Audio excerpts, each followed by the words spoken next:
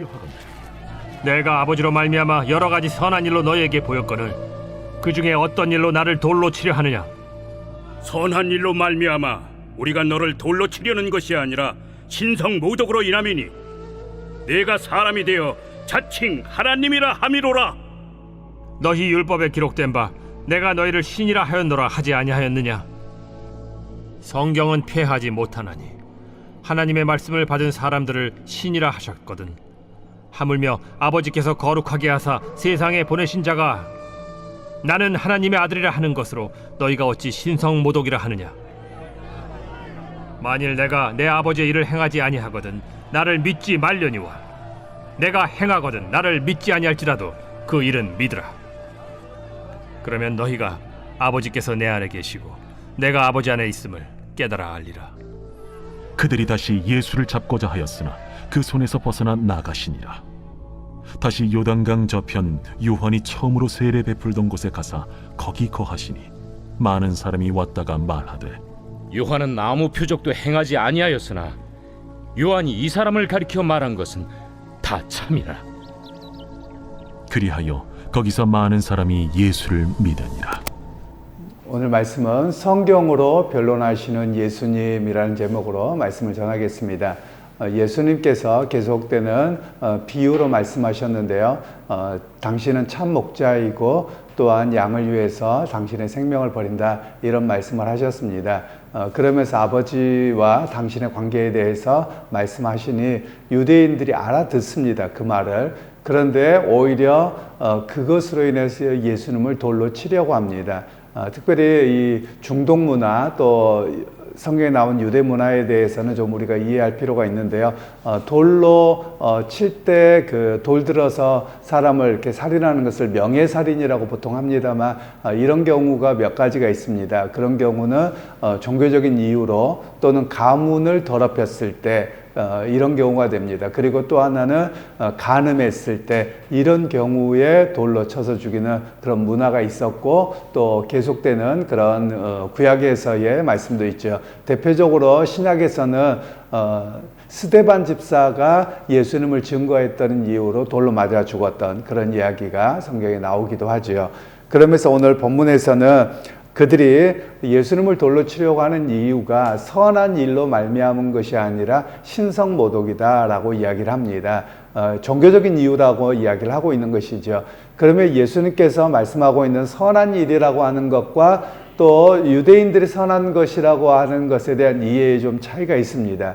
우리가 보통 선하다, 악하다라고 이야기를 하며 우리 문화에서는 그냥 저 사람 착해요, 선한 일이에요. 그럼 어떤 좋은 일을 하면 선하다고 이야기를 하고 그렇지 않고 누군가에게 피해를 끼치거나 마음 상하게 하는 일이면 악하다고 이야기를 합니다. 우리는 선의 기준을 이렇게 보는 반면에 예수님 당시에 유대 사회에서는 선하다라고 하는 기준이 이런 측면에서 이야기되어지는 게 아닙니다. 선하다라고 하는 것은 선하신 분은 유일하신 하나님밖에 없습니다.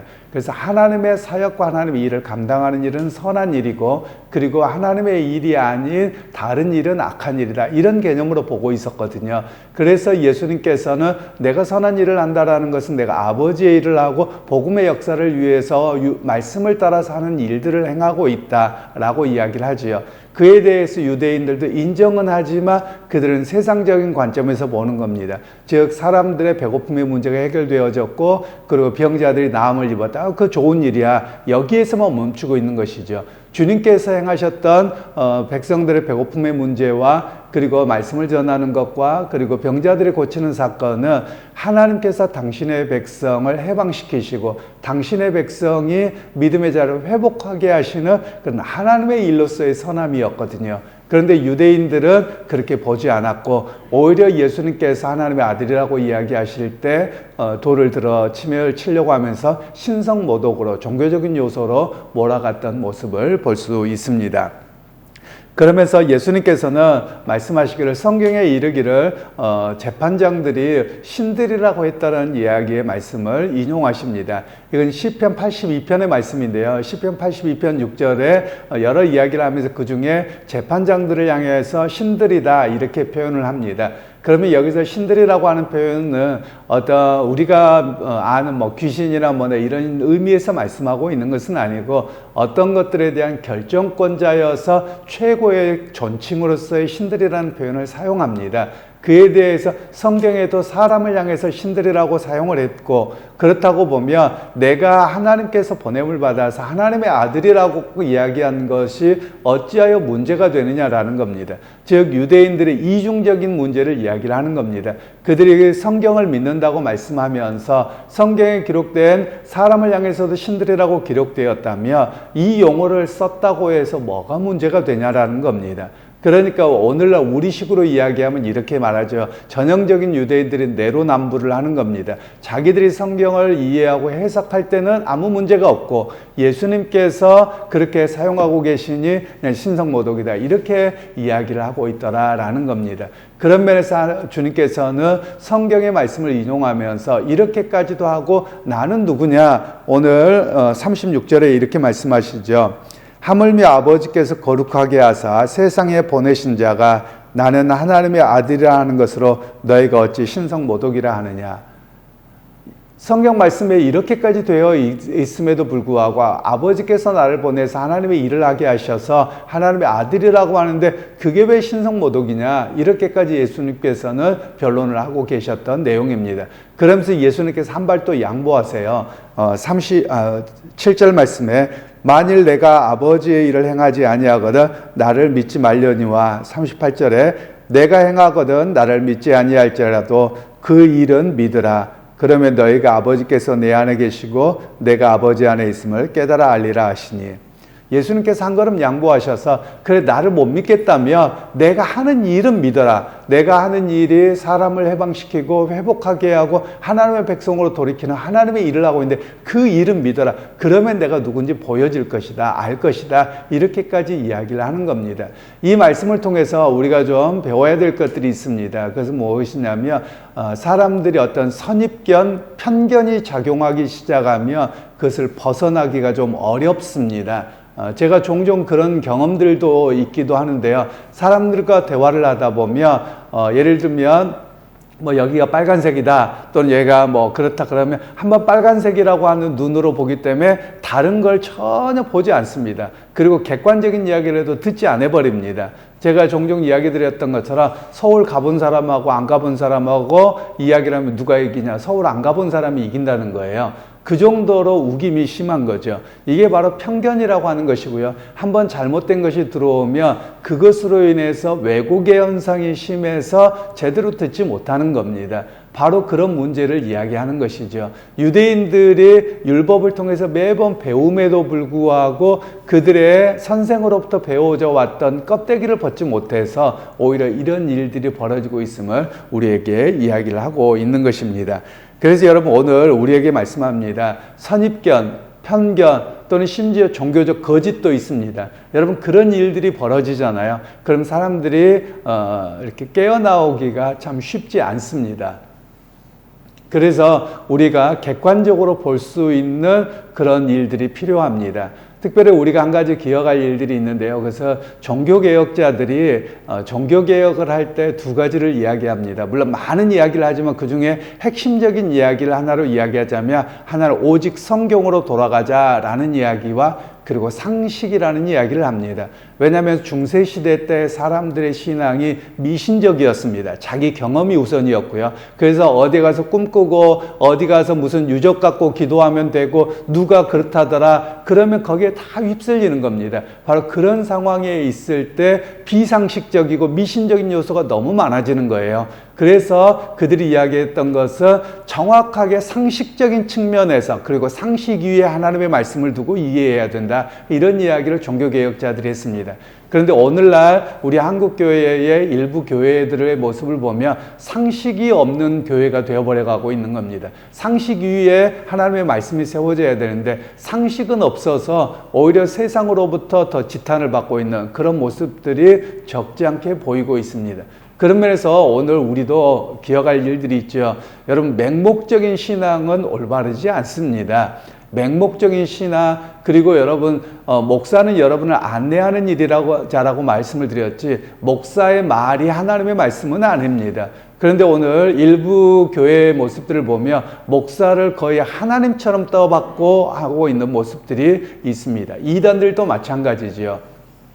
제가 어제 어떤 기사를 보다가 이렇게 브라질에서 어떤 그 사람에게 그 국가에서 상을 주더라고요. 그리고 내용을 봤더니 하나님의 교회 지도자더라고요. 그러니까 거기까지 영향을 미쳤나 봅니다. 그러면서 하는 이야기가 내용을 쭉 뭐 번역도 되어져 있고 뭐 이렇게 쭉 내용들을 또 포르투갈어로 들어보니까 뭐 하나님, 그리고 하나님 어머니, 그리고 하나님 아버지가 안상홍이고 뭐 브라질 사람 그렇게 이야기를 하는 거예요. 그러면서 나라에서 상을 주는 거예요. 엄청난 일을 했다고 하면서.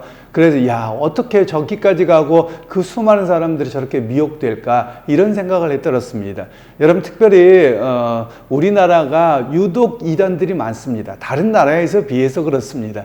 그런 말은 무슨 이야기냐면 우리 한국 교회 자체가 하나님 말씀과 상식 위에 서지 않고 너무나도 한쪽으로 치우치다 보니 조금만 방향을 틀어버리면 그런 쪽으로 가는 모습이 아닌가, 이렇게 보여지기는 합니다.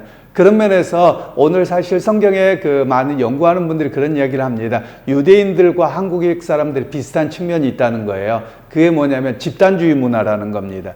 그래서 이것이 옳다더라 그러면 상식적으로 생각하고 판단하고 비교해보고 이러지 않고 그냥 덮어놓고 맹목적으로 믿게 되어서 오히려 문제가 되더라라는 것이죠. 오늘 유대인들도 마찬가지입니다. 예수님에 대해서 행하신 일들을 보고 그렇게 생각해보고 이런 게 아니라 지도자들 몇 사람이 신성모독이다 그러니까 그냥 자기들도 많은 군중들도요 예수님 행하신 기적을 보기도 했고요. 그리고 그들이 보리떡 5개와 물고기 2마리로 기적도 경험했어요. 그 빵도 물고기도 먹어봤던 사람들이에요.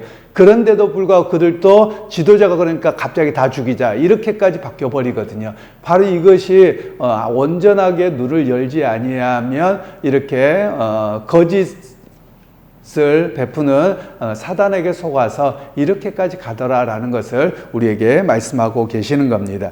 물론 그런 가운데서 41절 42절 말씀에는 이런 말씀이 있죠.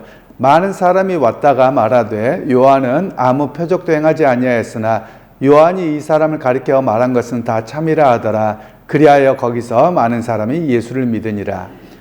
예수님께서 요한이 세례를 베풀던 요단강에 가셨는데 거기에서 있던 많은 사람들이 아 맞아, 세례 요한은 죽었는데 세례 요한이 저분을 이야기한 거야. 그리고 그 말씀대로, 세례 요한의 말씀대로 예수님이 이런 일을 행하셨어 라고 하니까 그 사람들은 믿더라라는 겁니다. 그러면 여러분 오늘 성경이 무엇을 이야기하냐면 이 사람들은 오히려 일반 사람들입니다. 그래서 평범한 사람들이어서 많이 배운 사람들이 아니에요. 오히려 누가 더 문제였느냐면 종교 지도자들, 율법학자들, 사두개인들, 최고위에 있는 사람들이 그렇게 하는 겁니다. 그럼 그렇게 하는 이유를 아셔야 됩니다. 그거 뭐냐면 자기들의 기득권을 놓치지 않기 위함입니다. 경제적이고 종교적으로 또는 어떤 자리에 대한 기득권들이 우선 작용하기 때문에 예수님께서 자기들보다 높고 자기들이 그걸 빼앗아가는 것으로 느끼거든요. 그렇기 때문에 이들은 그렇게 행하고 있었던 겁니다. 그런데 오히려 그런 기득권과 아무런 상관이 없는 사람들, 심지어 많이 배우지 못한 사람들임에도 불구하고 세례 요한의 메시지를 듣고 그리고 그분이 행하는 것을 봤더니 아 저분이 세례 요한이 증거한 분이고 그분이 바로 하나님의 아들이라는 것을 믿었다라는 겁니다. 여러분 오늘 우리에게도 마찬가지입니다. 우리가 많은 것들을 소유하고 어떤 자리에 있는 기득권적인 사고가 먼저 작용하며 편견이 작용하기 쉽고 그리고 자기중심적이 되어서 오히려 그것을 잘못 이용하는 경우가 생기더라라는 겁니다. 오히려 우리에게 말씀하고 있는 것은 우리의 편견과 전통과 문화와 수많은 것들을 벗어낼 때 진정 예수님을 볼 수 있고 만날 수 있고 그리고 하나님의 역사들을 볼 수 있습니다. 이런 이야기를 우리에게 말씀하고 계시는 겁니다. 여러분 그래서 오늘 우리의 신앙이 그렇습니다. 여러분 우리가 항상 기도해야 될 것은 하나님 내가 가지고 있는 편견 또 심지어 우리가 한국 사람이기 때문에 한국 사람이라고 하는 가지고 있는 전통과 편견도 있습니다. 그래서 잘못 이해하는 경우도 있습니다. 그래서 우리가 이 시간에 또 기도하고 해야 될 일들은요. 하나님 내 눈, 내 편견을 벗게 해 주십시오. 이런 고백이 필요합니다. 제가 언젠가 선교에 대한 이야기를 하면서도 말씀을 드렸습니다만 선교에 대한 이야기를 하면 우리가 항상 조심해야 될 부분들이 있습니다. 하나님께서 일하시는데 내가 거기에 증언자로 참여하는 겁니다. 그런데 많은 일들이 보면 오히려 그것을 어떻게 보느냐, 경제적인 요인으로만 보는 겁니다.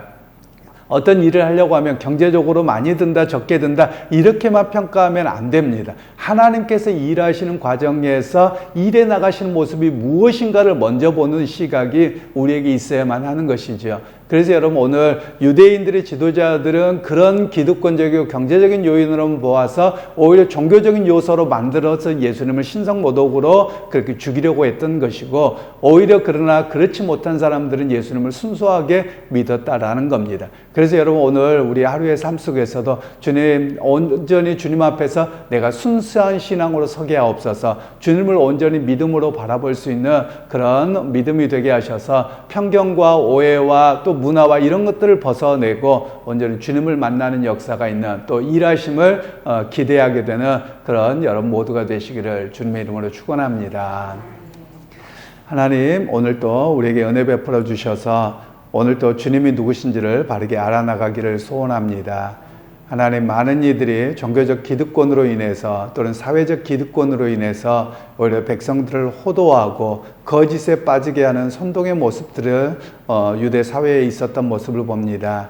결국은 예수님을 신성모독으로 여겨서 그가 행하시는 일과 말씀보다는 오히려 자기들의 기득권을 지키려고 했던 모습들이 오늘 보여집니다. 하나님, 오늘 우리도 자칫하면 그런 것에 빠질 수 있어서 온전히 주님을 바르게 알고 깨닫고 주님의 일하시는 역사를 오늘 또 기대하고 의지하고 살아갈 수 있는 우리 모두가 되게 하옵소서. 예수님의 이름으로 기도하옵나이다. 아멘.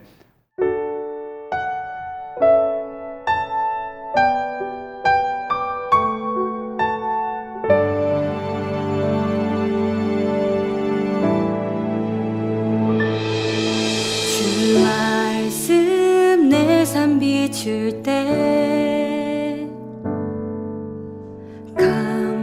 감사하게 하소서. 내게 주신 말씀, 그 말씀을 따라 살아가게 하소서. 주 말씀 내 삶 비출 때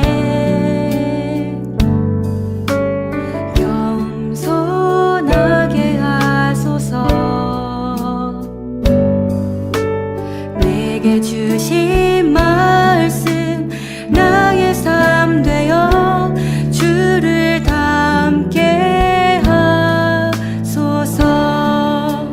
주의 말씀은 내 발의 등이요 내 길의 빛이 되시니 그 말씀 따라 한 걸음 또 한 걸음 살아가게 하소서. 주 말씀 내 삶 비출 때